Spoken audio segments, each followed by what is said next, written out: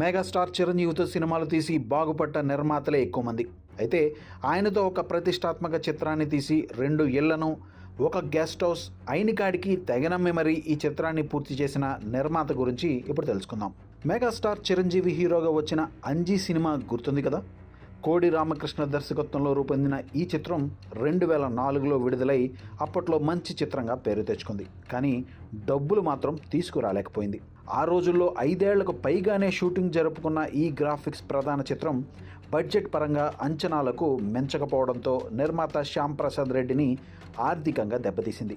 ఎంత అంటే ఈ సినిమాను పూర్తి చేయడం కోసం అప్పట్లో ఆయన హైదరాబాద్లో ఒక గెస్ట్ హౌస్ను, మద్రాసులో 2 ఇళ్లను వచ్చిందే చాలనుకుని తెగ నమ్ముకున్నారట. ఈ విషయాలన్నీ ఆయన తండ్రి స్వర్గీయ మల్లెమాల ఆయన ఆత్మకథలో చెప్పారు. నిజానికి అమ్మోరు హిట్ తర్వాత శ్యామ్ ప్రసాద్ రెడ్డి వెంకటేష్తో సినిమాను ప్లాన్ చేశారు. ఫోటోషూట్ కూడా అయింది.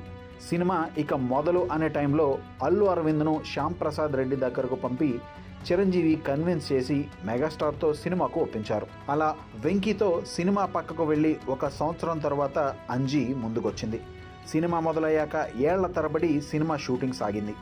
అయితే చిరంజీవి మాత్రం శ్యామ్ ప్రసాద్ రెడ్డికి ఎంతో సహకారాన్ని అందించారు. కానీ బడ్జెట్ మాత్రం అంచనాలను దాటడంతో క్లైమాక్స్, విఎఫ్ఎక్స్ విషయంలో ఎదుర్కొన్న సమస్యలు నిర్మాతను చాలా ఇబ్బంది పెట్టాయి.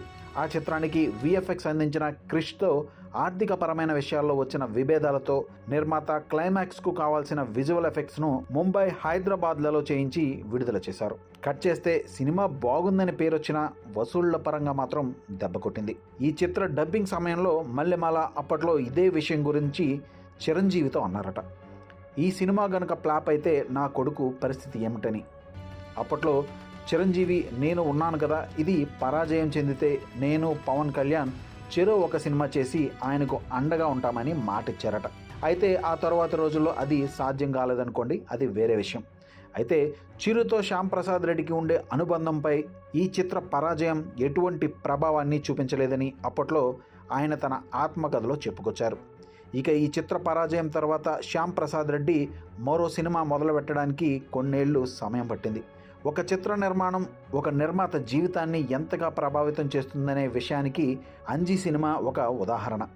కొంతమంది ప్రొడ్యూసర్లు కేవలం డబ్బుల కోసమే కాకుండా కళ మీద ప్రేమతో సినిమాలు తీస్తారని శ్యామ్ ప్రసాద్ రెడ్డి తీసిన సినిమాలు మనకు చెప్తాయి.